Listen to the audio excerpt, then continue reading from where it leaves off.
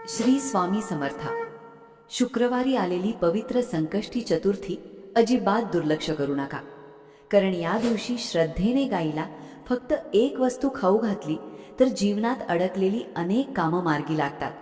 घरातील आर्थिक अडचणी, सतत येणारी संकट, नोकरी व्यवसायातील अडथळे, मनासारखी कामं न होणं, अशा अनेक समस्यांमधून बाहेर पडण्यासाठी हा दिवस अत्यंत शुभ मानला जातो. एवढंच नाही तर या छोट्याशा सेवेमुळे गणपती बाप्पांची आणि गौमातेच्या रूपाने 33 कोटी देवी देवतांची कृपा लाभते अशी श्रद्धा आहे. पण ही वस्तू कोणती आहे, ती कोणत्या वेळी गायला द्यायची आहे आणि हा उपाय करताना कोणती छोटी गोष्ट विसरायची नाही, हे आज आपण सविस्तर जाणून घेणार आहोत. त्यामुळे हा व्हिडिओ शेवटपर्यंत नक्की पहा. नमस्कार प्रिय बंधू भगिनींनो, तुमचा येणारा प्रत्येक दिवस सुखात, ऐश्वर्यात आणि निरोगी जाओ, अशी मी गणपती बाप्पांच्या पवित्र चरणी मनापासून प्रार्थना करते.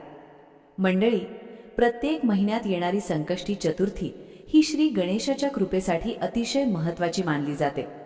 आपल्या सर्वांना माहीत आहे की श्री गणेशाला विघ्नहर्ता म्हटलं जातं, म्हणजेच भक्तांच्या जीवनातील अडथळे दूर करून योग्य मार्ग दाखवणारे ते देव आहेत. म्हणूनच अनेक जण या दिवशी उपवास करतात, पूजा करतात आणि आपल्या मनातील इच्छा बाप्पांच्या चरणी ठेवतात. पण अनेक वेळा काय होतं, प्रत्येकालाच उपवास करणं शक्य होत नाही. कोणाला तब्येतीची अडचण असते, कोणाला नोकरीमुळे वेळ मिळत नाही, तर कोणाला इतर जबाबदाऱ्या असतात. अशा वेळी निराश होण्याचं कारण नाही, कारण श्रद्धेने केलेली छोटी सेवा देखील मोठं पुण्य देऊन जाते. म्हणूनच आज मी तुम्हाला असा एक अत्यंत सोपा उपाय सांगणार आहे, जो जवळपास प्रत्येकाला सहज करता येईल.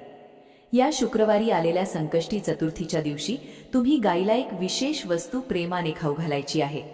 हा उपाय करताना मनात कोणताही अहंकार ठेवायचा नाही, फक्त श्रद्धा, विश्वास आणि प्रामाणिक भाव ठेवायचा आहे. कारण देवापर्यंत पोहोचणारी सर्वात मोठी गोष्ट म्हणजे भक्ताचा निष्कपट भाव. जेव्हा सेवा मनापासून केली जाते तेव्हा तिचं फळही तितकंच सुंदर मिळतं. जर तुमच्या घरात सतत पैशांची कमतरता जाणवत असेल, कमवलेला पैसा टिकत नसेल, वारंवार अनपेक्षित खर्च होत असतील, कर्जाचा भार कमी होत नसेल किंवा कितीही प्रयत्न करूनही एखादं महत्त्वाचं काम पूर्ण होत नसेल, तर हा उपाय श्रद्धेनं नक्की करा. अनेक भक्तांचा असा विश्वास आहे की गौसेवा आणि श्री गणेशाची कृपा एकत्र लाभली की जीवनातील अडचणी हळूहळू दूर होऊ लागतात. यासोबतच जर घरात मुलांच्या शिक्षणाची चिंता असेल, नोकरी मिळण्यात अडथळे येत असतील, व्यवसायात अपेक्षित यश मिळत नसेल किंवा कुटुंबात सतत तणावाचं वातावरण राहत असेल, तरी हा दिवस विशेष मानला जातो. कारण संकष्टी चतुर्थी ही फक्त एक तिथी नसून आपल्या श्रद्धेला कृतीची जोड देण्याचा दिवस आहे. आणि जेव्हा श्रद्धेसोबत सेवा जोडली जाते तेव्हा सकारात्मक बदल जाणवू लागतात. अर्थात हा उपाय म्हणजे चमत्काराची हमी नाही, पण मनापासून केलेली प्रार्थना, सत्कर्म आणि सेवा यामुळे मनाला सकारात्मक ऊर्जा मिळते, आत्मविश्वास वाढतो आणि देवाची कृपा लाभावी अशी भावना अधिक दृढ होते. म्हणून हा उपाय करताना फक्त लाभाची अपेक्षा न ठेवता कृतज्ञतेचा भाव मनात ठेवणंही तितकंच महत्त्वाचं आहे. आता इथे एक गोष्ट विशेष लक्षात घ्या. गाईला कोणतीही वस्तू देऊन हा उपाय पूर्ण होत नाही. कोणती वस्तू द्यायची, ती आधी श्री गणेशाला कशी अर्पण करायची आणि त्यानंतर गाईला कोणत्या पद्धतीनं खाऊ घालायची, यालाही तितकंच महत्त्व आहे. ही छोटीशी पद्धत अनेक जण दुर्लक्षित करतात आणि नेमकी त्याच ठिकाणी चूक होते. बंधू भगिनींनो, या उपायाची सुरुवात घरातूनच होते. त्यामुळे शुक्रवारी सकाळी शक्य असेल तितक्या लवकर उठा, स्वच्छ स्नान करून मन शांत करा. त्यानंतर देवघरात जाऊन श्री गणेशांचं दर्शन घ्या. जर घरी गणपतीची मूर्ती असेल तर तिची प्रेमानं पूजा करा. फोटो असेल तर तो स्वच्छ पुसून घ्या. देवासमोरचा परिसर स्वच्छ आणि प्रसन्न ठेवा, कारण जिथे स्वच्छता, श्रद्धा आणि सात्विक वातावरण असतं तिथे मन आपोआप एकाग्र होतं. यानंतर श्री गणेशांसमोर शुद्ध तुपाचा दिवा लावा, अगरबत्ती किंवा धूप लावा. शक्य असेल तर दुर्वा अर्पण करा आणि गूळ खोबऱ्याचा किंवा आपल्या घरात उपलब्ध असलेला साधा नैवेद्य प्रेमानं अर्पण करा. पूजा करताना कोणताही दिखावा करण्याची गरज नाही. देवाला मोठेपणा नाही, तर भक्ताचा भाव प्रिय असतो. त्यामुळे मनापासून केलेली छोटी पूजा देखील तितकीच महत्त्वाची ठरते. याच वेळी दोन्ही हात जोडून श्री गणेशांना मनापासून प्रार्थना करा. हे विघ्नहर्त्या, माझ्या घरातील अडचणी दूर कर, माझ्या कुटुंबावर तुझी कृपा राहू दे, योग्य मार्ग दाखव आणि माझ्या प्रयत्नांना यश दे. अशी साधी मनापासून केलेली प्रार्थना देखील खूप मोलाची असते. लक्षात ठेवा, देवाकडे बोलताना मोठे शब्द लागत नाहीत, मनातील भावच सर्वात महत्त्वाचा असतो. आता या उपायासाठी लागणारी वस्तू तयार करूया. एका छोट्या वाटीत थोडंसं शुद्ध गाईचं तूप घ्या. अगदी 1 चमचा तूप असलं तरी पुरेसं आहे. त्यामध्ये गुळाचा एक छोटा खडा किंवा गुळाचा तुकडा ठेवा. हीच ती मुख्य वस्तू आहे जी पुढे गाईला खाऊ घालायची आहे.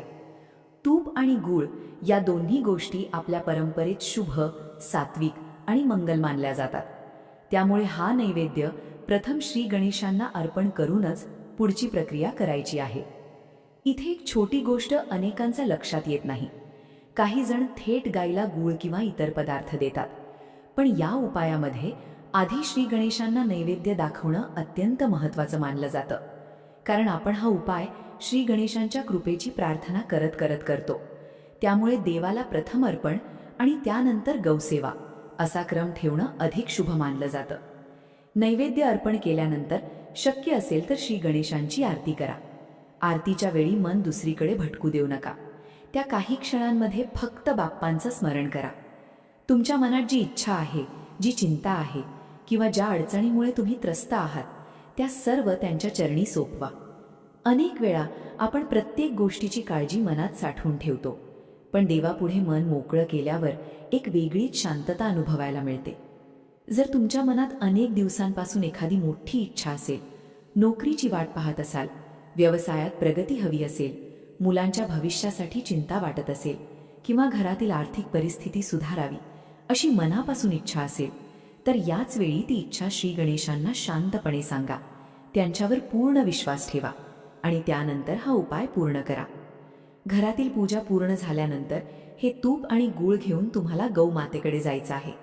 पण गायीसमोर गेल्यावरही एक विशिष्ट पद्धत पाळायची असते. फक्त वस्तू खाऊ घालून परत यायचं नसतं.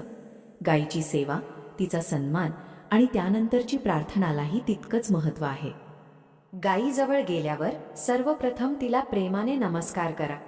आपल्या परंपरेत गौमातेला अत्यंत पूजनीय स्थान दिलं गेलं आहे, म्हणून तिच्यासमोर उभं राहताना आदराचा भाव मनात असणं आवश्यक आहे.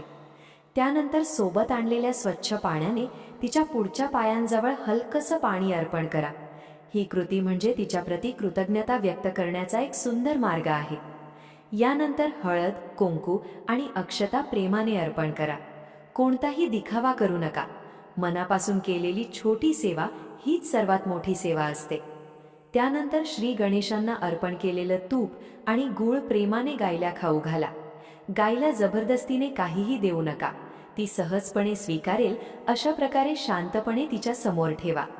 अनेक भक्तांचा असा अनुभव आहे की जेव्हा देवाला अर्पण केलेला नैवेद्य गौमातेला श्रद्धेने दिला जातो, तेव्हा मनाला एक वेगळीच समाधानाची अनुभूती मिळते. कारण या सेवेमध्ये भक्ती, दया आणि कृतज्ञता हे तीनही भाव एकत्र येतात. म्हणून हा उपाय करताना फक्त इच्छा पूर्ण व्हावी एवढाच विचार न करता, देवा मला सत्कर्म करण्याची शक्ती दे अशी प्रार्थनाही नक्की करा. यानंतर गायीभोवती 7 प्रदक्षिणा घाला. प्रदक्षिणा घालताना घाई करू नका. प्रत्येक फेरी शांतपणे पूर्ण करा. यावेळी मनात श्री गणेशांचे स्मरण करत रहा. शक्य असेल तर श्रद्धेने ओम नमो भगवते वासुदेवाय नमः या मंत्राचा जप करा. मंत्र मोठ्याने म्हणणं आवश्यक नाही. मनातल्या मनातही जप केला तरी तो तितकाच भावपूर्ण मानला जातो. 7 प्रदक्षिणा पूर्ण झाल्यानंतर पुन्हा एकदा गौमातेला नमस्कार करा. तिच्या अंगाला प्रेमाने स्पर्श करून आपल्या मनातील इच्छा शांतपणे व्यक्त करा. तुमच्या घरातील अडचणी, आर्थिक संकट, आरोग्याच्या समस्या, नोकरी, व्यवसाय, मुलांचं भविष्य किंवा ज्या कोणत्या गोष्टीची चिंता तुम्हाला आहे ती सर्व देवाच्या चरणी सोपवा. त्यानंतर समाधानाने घरी परत या. इथे एक गोष्ट विशेष लक्षात ठेवा. हा उपाय करताना मनात शंका ठेवू नका. अनेक वेळा लोक उपाय करतात पण त्याच क्षणी मनात विचार सुरू होतो, याचा खरंच काही उपयोग होईल का? अशा नकारात्मक विचारांपेक्षा श्रद्धा आणि सकारात्मकता अधिक महत्त्वाची असते. कारण श्रद्धेने केलेली प्रार्थना मनाला बळ देते आणि जीवनाकडे पाहण्याचा दृष्टिकोनही बदलते. जर तुमच्या घरात लहान मुलं असतील आणि त्यांचं अभ्यासात लक्ष लागत नसेल, अभ्यास केलेला लक्षात राहत नसेल किंवा शिक्षणात वारंवार अडथळे येत असतील तर ह्या संकष्टी चतुर्थीला त्यांच्या हातून गौमातेला हिलवा चारा खाऊ घालू शकता. श्री गणेश हे बुद्धीचे अधिपती मानले जातात.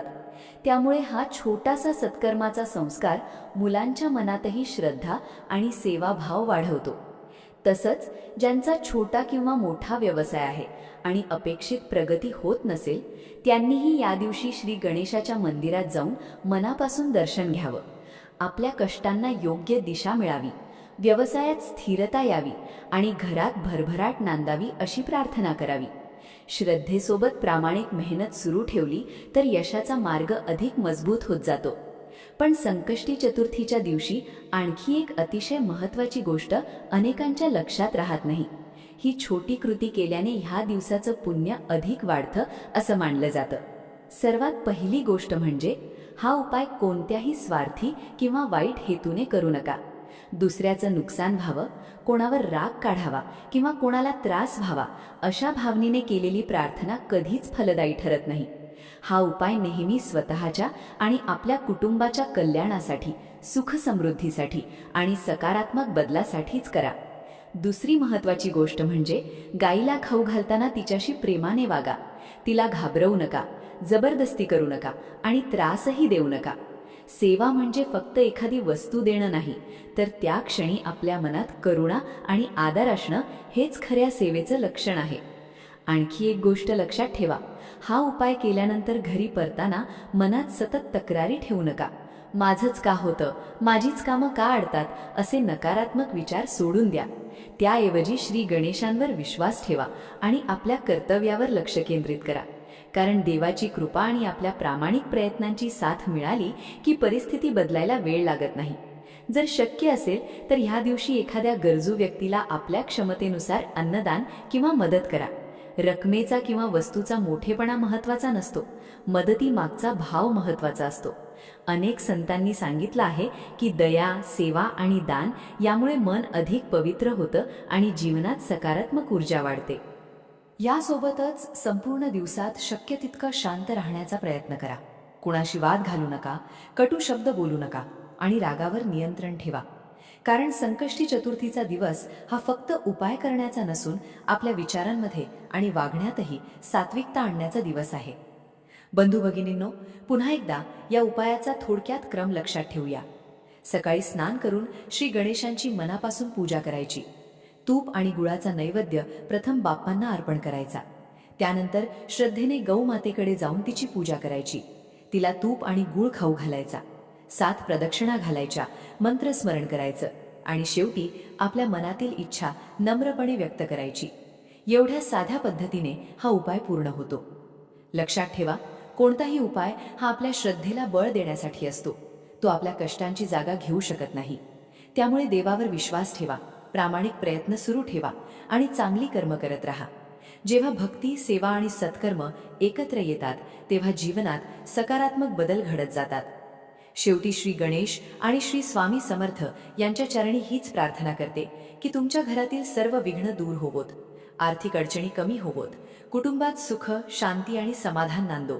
प्रत्येकाच्या मनातील चांगली इच्छा योग्य वेळी पूर्ण होवो आणि तुमच्या घरावर सदैव गणरायाची आणि स्वामींची कृपा राहो.